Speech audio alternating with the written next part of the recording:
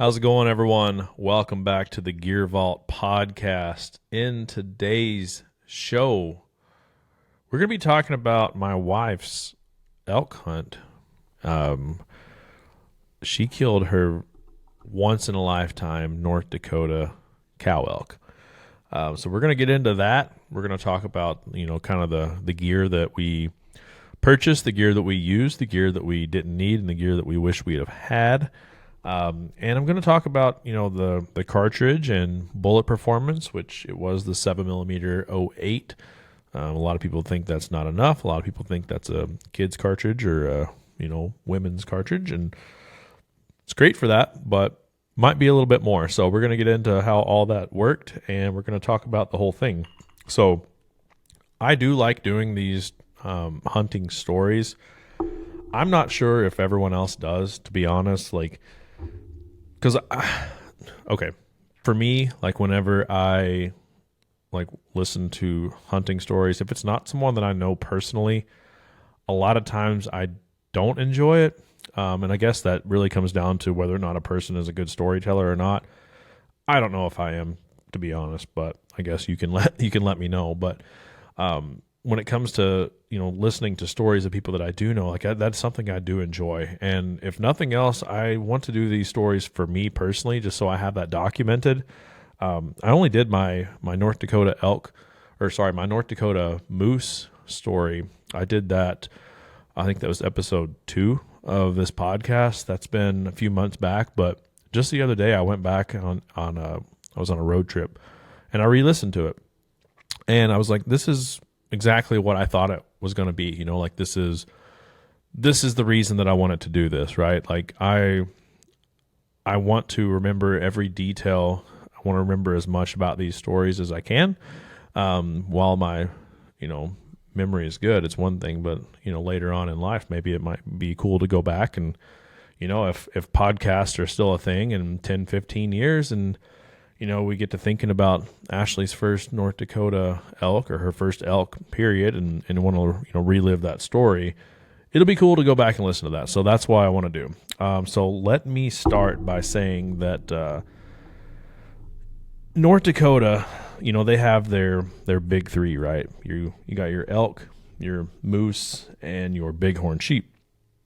All three of those are a once-in-a-lifetime tag, meaning that if you draw those, you will never be able to even put in for them again. And so, you heard my story about my moose hunt, my moose that I killed in North Dakota a couple years ago.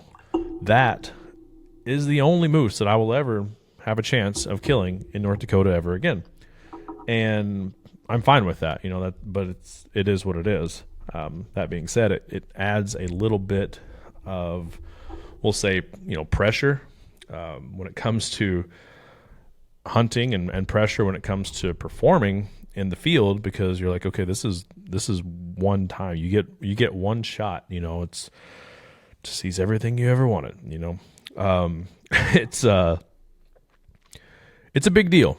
And when that happens, you immediately go to, okay, well, we're not trying to pinch pennies here. We're going to get the gear that we need to make this work, and we're going to do what it takes to get this done, right? And so with the elk, that's something I've never killed an elk before. And man, at this point in my life, I'm just like, what the frick is going on? I'm struggling when it comes to elk. I've been so close to so many, and I've just never been able to make it happen on any of them, let alone a bull. But so this year, Ashley drew her cow tag. We were all pumped. Well, about 2-3 weeks, prior to season opening up, maybe it was a little longer than that. But Fish and Game calls and they're like, "Hey, we had a cow tag for your unit returned, and we reran the lottery, and your name came up." So we both ended up with cow tags. So I was like, okay, well. And part of me wishes that I would have asked, if I refuse this tag, can I be in the drawing in years to come, or is this my one shot? I didn't ask that. I was just like, okay, let's do this, So that was my response, was let's get it done. But looking back, I kind of wish I would have just at least asked that, 'cause I truly don't know. But I guess from a gear standpoint, the first question that I asked myself, and I think I asked you all in some videos as well, was, hey, Ashley shoots a 7mm 08. She's got a Tika, the original T3 Hunter, left-handed because she's wrong-handed, 7mm 08, and she shot it. I mean, I don't know how many deer she's killed with that thing, but it's quite a bit at this point. She's one of those people, like, she just uses one gun. She's had one gun that I got her back whenever we first got married, and I think she killed a couple in the early, like her first like 2-3 deer she killed was like with borrowed rifles, and then I got her one, and everything since then has been with that rifle. So I mean, that gun's killed more deer than any gun in our safe, because I don't hold on to anything very long at all. But my first question was like, is this thing going to be enough for an elk, or should we get something a little bit bigger? And I asked you all, and I think it was pretty, general consensus was like, hey, 708's plenty. Just get the right bullet. So we kind of put the rifle on the back burner for a bit and started looking at what else we needed. And, if you've ever been in western North Dakota, it's actually kind of rugged. It's not, you don't have the elevation gain that you do in the actual Rockies or anything, but as far as steep, it's plenty freaking steep. The like gullies and drainages are like deceivingly deep and deceivingly steep. It looks like it's just a little brushy spot, but like you go in there and it's just like this super narrow, deep little canyons that a lot of critters can hide in without seeing them. And honestly, like, I think that if you were a bow hunter, that hunting in the Badlands would be like one of the coolest hunts that you could do, because I think for like spotting and stalking, it just seems like that would be ideal terrain.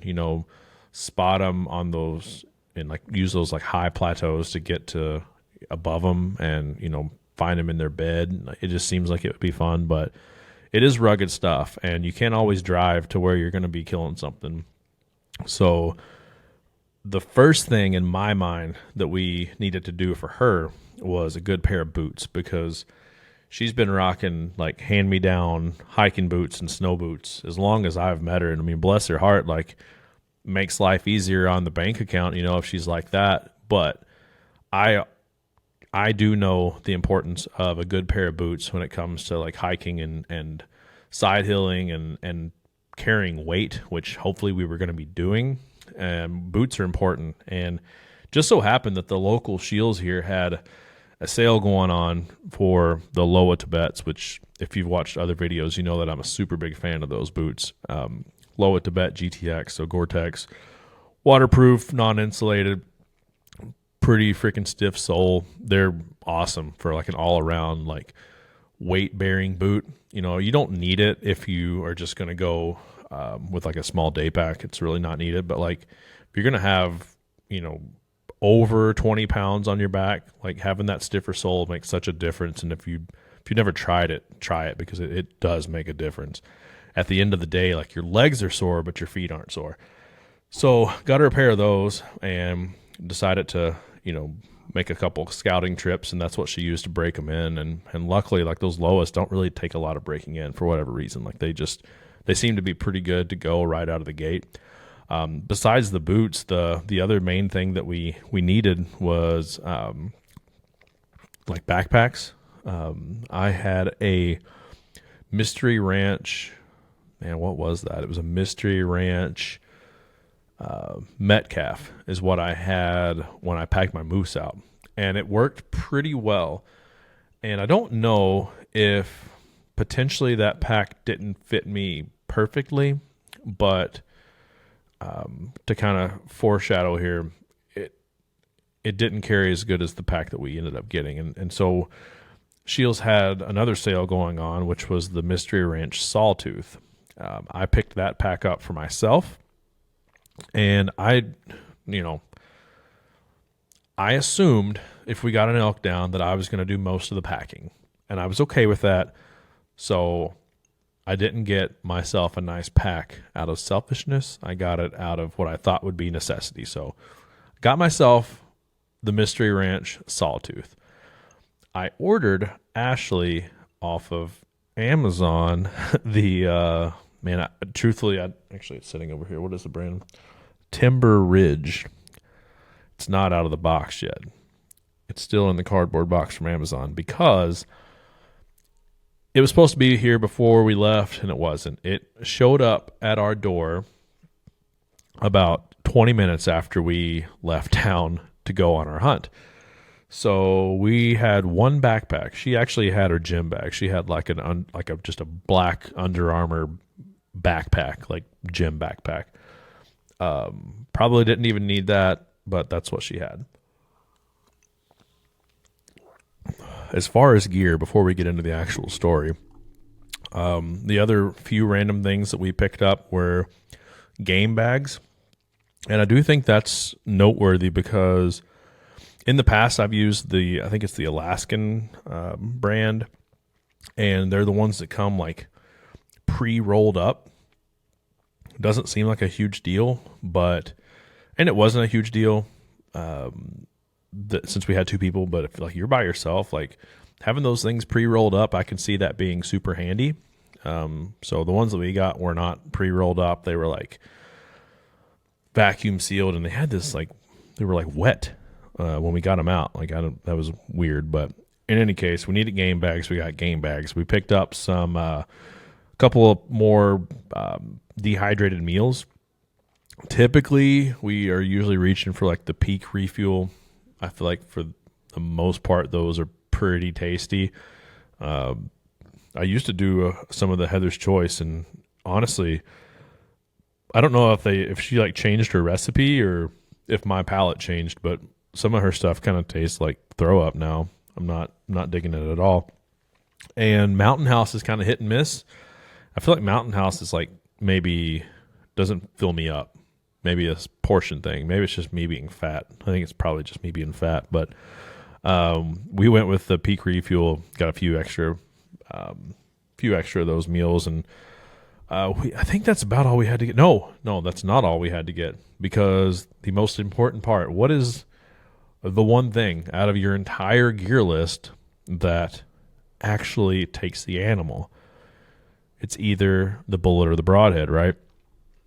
Well, this was a rifle hunt, so bullet. I got on Midway, and this was like stupidly too close to season to be doing this, but got on there, seen what they had in stock, and they didn't have much. They didn't have much at all. So I ended up ordering from Bud's Gun Shop, which they're out of Kentucky. Like, I used to go to Bud's all the time. But they have a pretty big online store, and they had quite a bit of ammunition in stock. The speed at which it shipped was not as fast as Midway typically is, but nonetheless, we ordered, I think we had 4 more boxes. So I had a box of 120 grain TTSX already. Ended up getting the Hornady Superformance 139 grain CX, the Federal Premium with the 140 grain Barnes TSX, the Nosler Trophy Grade with the 140 grain AccuBond, and the Remington Premier Cut with the 140 grain cut bullet, like their solid copper bullet. Went to the range, and honestly, like, none of it shot like none of it blew me away, right? And I know a lot of people are like, oh, every Tikka shoots, and maybe this Tikka does shoot. I know it shoots like SSTs really well. I did try to clean it as good as I could before running all this copper through it, but like 1.25 inch was probably the best group that I got out of it, and partly might be because of the 9-power scope. I'm sure I don't shoot as good as I used to, but in any case, it shot like consistent, like maybe it wasn't 3/4, but it was consistently 1.25 inch, and that's totally fine. People sometimes get a little too worked up over whether it's a little over or a little under 1 MOA. I would rather have one that would consistently print 1.25 over one that would sometimes do a half and sometimes do 1.5. Consistency is key. And we ended up going with the Federal Premium 140 grain Barnes TSX because that's what consistently did what we were looking to do. And yeah, we took off, and like I said, we left that Friday, and we got just outside of town. I mean, we were farther than outside of town. Like I said 20 minutes earlier, we might have been an hour. We were far enough away that we had gone too far, right? We was like, man, that freaking backpack never showed up. Like, it was just a frame pack, kind of like the Alps Commander frame. Like, there's a few, Kelty makes one. There's a lot of them that are like basically the same frame pack. It was one like that. It was like $90 on Amazon. But it was just strictly going to be for hauling meat, right? Well, we were on the road and we're like, man, that thing has not showed up. That's going to suck. I called my mom, who was house sitting, and she's like, oh yeah, it got here right after you all left. I was like, freaking perfect. Like, that's exactly what we needed to happen. Is what it is. We're like, well, we'll make do. One, couple extra trips and the old mystery ranch, that'll take care of that problem. So we get to the spot where we had scouted, and we had marked some places on OnX for glassing. Keep in mind, season open on Friday. So this is on a Thursday that we took off. So season open on Friday. We get to the spot where we were wanting to get at like 10:30 at night. And there's vehicles everywhere. People are camped, camper set up, tent set up, both sides of the road. I was like, okay, well, that sucks. I was a little worried about that, but it is what it is. It's public ground, and kudos to them for getting there before we did. So we went down the road a ways, just slept in the truck. We got there it was super late. So we weren't trying to throw up a tent just for 6 hours of sleep. So we got the sleeping bags up in the front seat of the pickup and went to bed. And we got up that next morning and took off kind of down over the ridge. And basically what we were hunting was a little section of public land. On one side of it was the Missouri River. On the other side of it was private land ranch, right? The thought was at night, elk are going to be watering at the river. In the morning, they're going to be coming up the ridge, going over into private. And we'd no more than, walked probably 500-600 yards, and Ashley spotted some elk moving on a ridge top. They're about 600 yards away, and they were moving just right skyline on top of the ridge. And it's like, okay, so we started moving around to try to get to a point where we cut them off.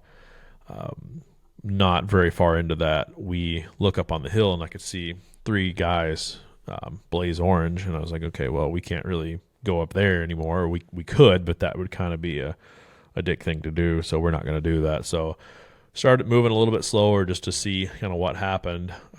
Those elk moved up closer to those guys, and they ended up firing, I think, 4 times.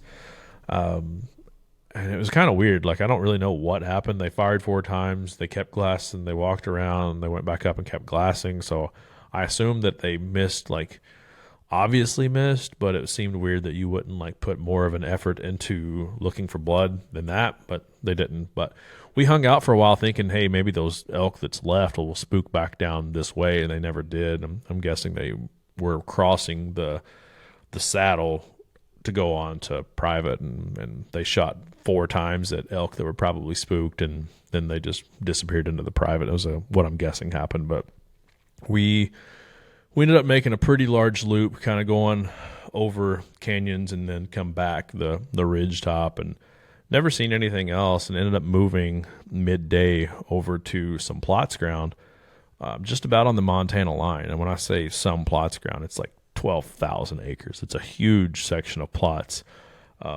And I'll tell you where it's at because it's a big area, but just north of Beach, North Dakota.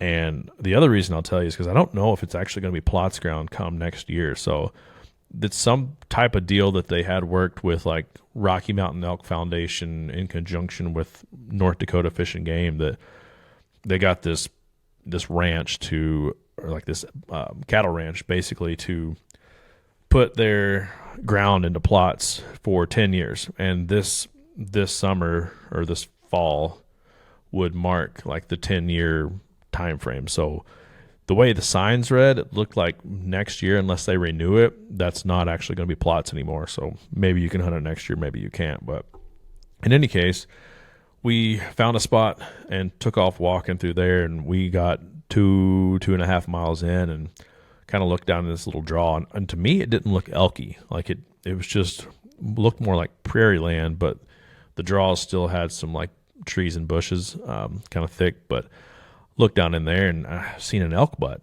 and I told Ashley, I was like, hey, that looks like a cow, and that looks like an elk that we can kill, because there was, some topography that would allow us to walk around and get closer without being seen. The wind was not to our back, not to our face. It was a crosswind, and a pretty strong one at that. And so we kind of made a quick game plan, circled around this knob, came out to, I think we were 220 yards, and we see this elk moving through the trees. And it has antlers on its head. And I go, dang, that sucks. And we kept watching it because we have a cow tag. We keep watching it, and I'm like, man, I know that elk that I seen was, it looked like a cow's butt. I can't guarantee that, obviously, but it just, as soon as I seen it in the binos, I was like, cow. Well, the bull bedded down, because this is like 2:30 in the afternoon. He beds down. We sat there, watch him for a while. Probably wasn't that long. Felt like a while. And I'm looking, and all of a sudden, I see an ear flick, and there was a cow bedded down about 8 yards to the left of him, just kind of behind some trees. So we sat there, and we sat there, and we sat there, and this actually was a while. I think it was like 40 minutes that we sat there. And I'm like, you know what? It's 2:30 in the afternoon. These elk aren't getting up for a while. They're bedded down for the day. So I got my cow call out, hit the call a few times, and they could have cared less. I was like, listen, we can either keep setting here and hope that they get up and present a shot and don't just get up and take off right away, or we can make a move and get closer and try to get an angle to take them where they're at. And closer to me seemed like a better option, because again, 200 yards isn't a ridiculous shot, but like at the same time, you're talking a once in a lifetime thing. You're talking someone who's never shot this type of an animal. It's probably going to get worked up. And the crosswind was probably 15, 20 mile an hour. And I know that, she could have, wherever I told her to put the bullet, she would have put the bullet, but I didn't even trust myself to try to figure out like how much that is. Like, it's not worth it. I was like, if we can get closer, let's get closer. So we backed out, made a big, long, lazy circle around that knob, came out to a different point. At this point, came up on top of this hump, and like, it was like perfectly framed. This cow is bedded there, 120 yards, and she's got like these two trees are like angled this way. She's perfectly in the middle, and like not her whole body, but like most of what you would need to shoot at was like framed within a perfect triangle. And I told Ashley, like, we got up there and we got my pack like laid down, and she got laid down there. I was like, you can see in this triangle. I'm like, just shoot in the middle of the triangle. You're gonna hit vitals. So I also said, I was like, hey, she's bedded down. I was like, take your time. I was like, if you have any bit of like shakiness, or if you're too excited, take your time. She ain't going nowhere. Wind was great. We was already set up and not moving at this point, and they were just chilling. So she ends up, probably maybe 1-2 minutes of just, chilling out, feeling good about the setup and the rest and everything. And she squeezes the trigger off. This elk jumps up and takes about 3 steps and then falls over, starts kicking. And I was like, awesome. Like I was pumped about that. But then it started to kind of make some noises like that sounded like a little bit of like gasping for air. It didn't die as quick as you would probably want, but it definitely wasn't getting back up. So, at the time I was like, whatever, I don't care. The elk is down. We didn't feel the need to put another one in it because she wasn't getting up. It wasn't like she was like raising her head up. It was like she was just dying, right? So felt good about that. In the middle of all this happening and in the middle of like celebration, and Ashley with tears on her face because she's literally, just so excited that this has happened, the spike and this cow come out on the other end of the drainage about 500 yards away. And I'm like, crap, because I don't have my gun. If you've watched other videos or listened to other episodes, you know that I had some crazy, we'll call it bad luck with rifles and potentially ammunition leading up to this season.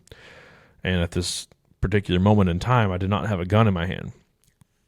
And I've also not even looked at the ballistics of this 708 at like past 400 yards or even to 400 yards. Like 300, I was essentially just going to tell her to put it on top of its back and pull the trigger, and past that, we weren't going to shoot because she's just not shot that far. So I had literally not even looked at the drop at 400, 500, 600 yards on this 708 cartridge. I knew the speeds of it, but I just, I could have figured it out. I didn't. It is what it is. I was like, hey, throw me your gun. And I was like, watch your elk. Make sure that she's not trying to get up. I'm going to try to shoot this other cow. And I fired. She had one. We don't typically put one in the chamber and then fill the mag up. We usually just fill the mag up and that's it. And man, best I remember, I think that Tika holds 4 in the mag. So I think I had 3 shots. Or do I have 2? I can't remember. I think I had 3 shots. But in any case, nope. I think it was 2. I think the magazine holds 3. She shot 1, so there would have been 2 left. I think that sounds right. I don't know. I shoot. Couldn't tell where I hit. Elk ran out to 500. I think it was at 450. I don't know where I hit. I mean, keep in mind, the crosswind was awful. So take everything else out of the equation. The crosswind was bad, and I'm not at all good at judging wind or wind holds. Not something I've done. But shot, don't know where the bullet went. It ran to 500. I shot, don't know where the bullet went. It ran to 550, and I shot. And that time, about hit the thing. Like that time, I seen it go right over its back. I don't remember how far over its back I was holding, but the bullet went over its back, or it was really, really close because I could see the dirt, hit behind it. That one was close, and then it ran again, and in the middle of all that, I had ran out of ammunition, and I'm digging through my backpack trying to find the box, load it back up, and shot. I think I missed that elk, and I don't care to say this because whatever, it's part of the story, and it's an experience. I think I missed it 4 times. That sounds right. It was a bunch. I've never slung that much lead at something without any results, but that's what happened. I missed that elk about 4 times. Now, keep in mind too, like I'm still pretty amped from her killing hers. Wasn't expecting another elk to run out. Wind was bad. Distance was long. I didn't know. Like there's a lot of things working against me, but ultimately, to be honest, I'm kind of glad that I didn't hit it because we ended up having to put in some work to get that thing out of there. But those elk ran off. We went back to celebrating hers, loaded everything up, found the rangefinder and the binos and just got it all in there and started walking down. At this point, we walk up to the elk and it's completely dead. And what had happened as far as where she shot, she shot that elk essentially right where you would want to shoot anything if it was broadside and standing. So, it was tight to the shoulder, third of the way up its body, would have been perfect if it's broadside. But the fact that it was bedded down and it was quartering to a little bit. So it's kind of the same as if you're shooting up, if that makes sense. It's bedded down, so you're seeing a lot more of its bottom side than its top. Essentially what had happened was that bullet hit, like I said, tight to the leg, quarter or a third of the way up its body, and it exited about, we'll say 2 inches in front of the hip bone and right through the bottom of the back strap. So that kind of gives you an idea of like the trajectory. Like it was angled up a lot due to the fact that the elk was bedded down. So as far as like lethality, it clipped one lung. She put a hole through the back of one lung, and that's why it took a little bit longer for it to actually finish while it laid there. But that being said, I mean, one lung, 3 steps, and that's as far as it went. I mean, I was very impressed with that cartridge and that bullet, because I've certainly seen similar or even better shots on elk on videos and stuff with much bigger cartridges, much bigger bullets, and not get any better of a result than that. I was super pumped to see it do that. It just goes to show you that, man, it don't take a lot. It just takes the right bullet in the right spot. And in this case, the right bullet in, sort of the right spot. It was just, you punch a hole in the lung, stuff's going to die, just plain and simple. And then you just need, ideally you get that exit, because you want a blood trail, or at least I want a blood trail. But man, I felt like that was like as good of a result for what I would have expected from a 7mm 08 on an elk. I was really, really happy with that. We ended up doing the gutless method. We didn't gut the thing out. Actually, we split its stomach, and then I was like, you know what? There's no reason to do this. We're going to pack it out in quarters. So split its stomach, but we didn't take the guts out. Skinned it all down, quartered it up, and started loading it up. I had a saw. I had like the Hawk brand. So you've seen like the Heumann saws, like the folding saw for like cutting limbs off and stuff. I have the Hawk version of that, which isn't nearly as nice. It doesn't work nearly as good. And I had thought that I had put my Wyoming saw in my pack, and I had forgot it. The Wyoming saw, a little bit more involved to like put it together, but man, those things really, really work well. Like they cut through bone really good. That Hawk brand saw, not so much. That thing was a freaking workout to cut the bone. But in any case, we got it quartered up, and that's where I was like, hey, these game bags kind of suck, because they come just already stretched out, and they were wet. And I was like, what the like? It must be some kind of like antimicrobial something. I don't know, but they're wet, which was weird. And then they're already unfolded, so you have to like, scoot them down like there's some kind of like pillowcase or whatever. And if you were by yourself, that would be a pain in the butt. Those like the Alaskan bags that are already pre-rolled up, so much handier, because you can basically just lay it on the ground, set the quarter on it, and then roll it up over it. Works so much better. But it was still fine with 2 people. We got it all quartered up. At this point, it was probably maybe 4:30 in the afternoon, I would say. And remember, we've got one pack. We're 2.5 miles in. We load up a hind quarter on my mystery ranch. Ashley decides she wants to do a European mount with her cow. So I go out of there with what did I have? I just had my walking sticks and a hind quarter.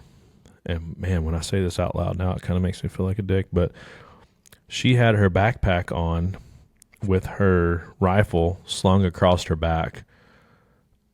So she slung her rifle first, put her backpack on over top of that, and then carried one game bag that had a shoulder, back strap, and an inner loin, and the head, like carried it like a baby, like for a long ways, very, very awkward. That a head with everything in it and everything on it isn't light, even a cow.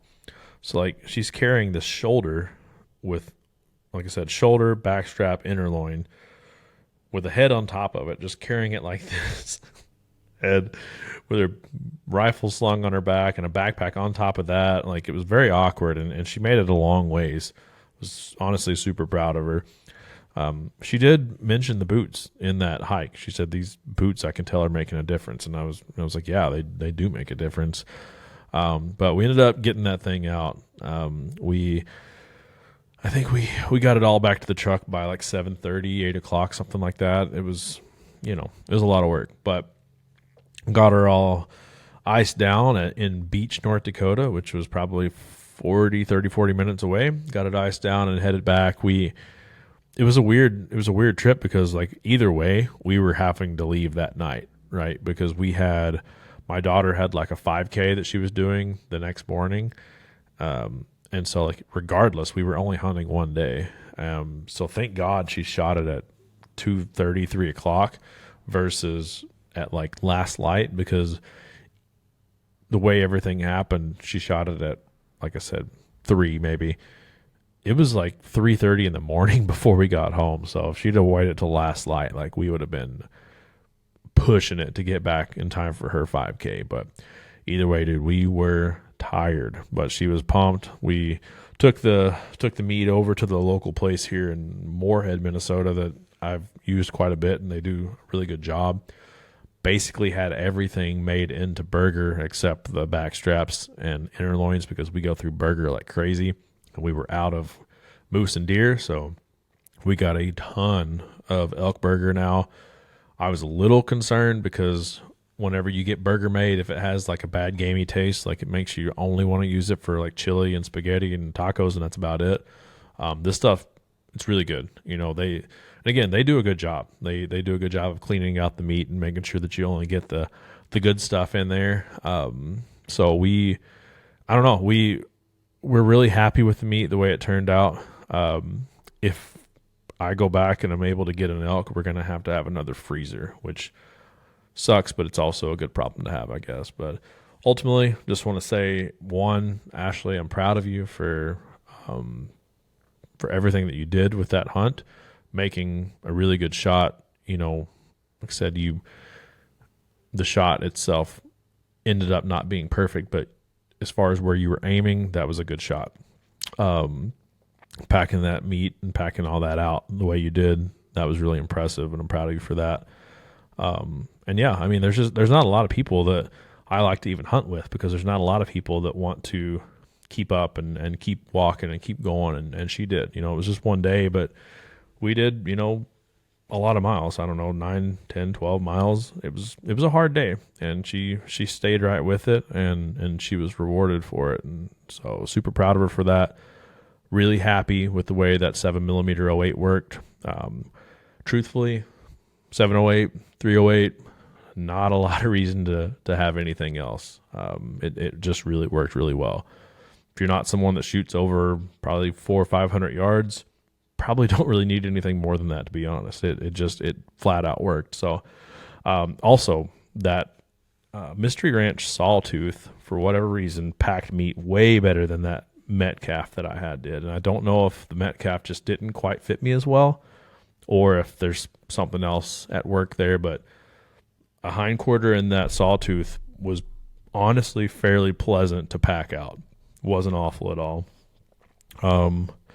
Yeah, I don't think there's a lot else to talk about with this elk hunt, but I wanted to document it, and I wanted to, remember it for forever, and maybe one day Ashley will get the urge to think about it and re-listen to this podcast, and kind of relive that moment, which is super cool. So appreciate y'all. Let me know if you like the hunting stories. I mean, honestly, even if you don't, I'll probably still do them because I enjoy it. But I think it's nice to kind of reflect on the way gear performed. I think that kind of fits with the channel as far as like doing the research and trial and error and testing and all things, and then ultimately deciding on what you're going to use, and then looking back and saying that worked well or that didn't work well. One thing that I used that I didn't really like was had like a Butler Creek ultralight sling on my rifle, like super thin, and I don't know, just wasn't great. It kept rolling up, like it just didn't have enough like structure to it. Super light, but wasn't comfortable. I didn't like that. What else didn't I like? I didn't like packing the Ruger American Gen 2 Predator. If they could just make an actual flush fitting magazine, I think I would like that rifle a lot better. But the way it stands right now, I don't care for packing that thing. Great for tree stand, I'm sure, but like for carrying it, like it's just, I don't know. I don't like the magazine sticking down. It kind of makes it awkward to carry. What else? Yeah, I mean, I don't think there's anything else that pertains specifically to the elk hunt, so probably going to leave it there before it gets too long-winded. If you all have any questions about hunting in North Dakota, or if you just want to chat, leave a comment. I appreciate y'all listening and watching if you're watching it on YouTube, or if you're watching it on Spotify. But yeah, keep supporting. I appreciate it. Check us out on Instagram. Find us at the Gear Vault or the Gear Vault Podcast, either one. Again, let me know what you think. Always down to hear some pointers. What would you like to cover in future episodes? Till next time, y'all be safe.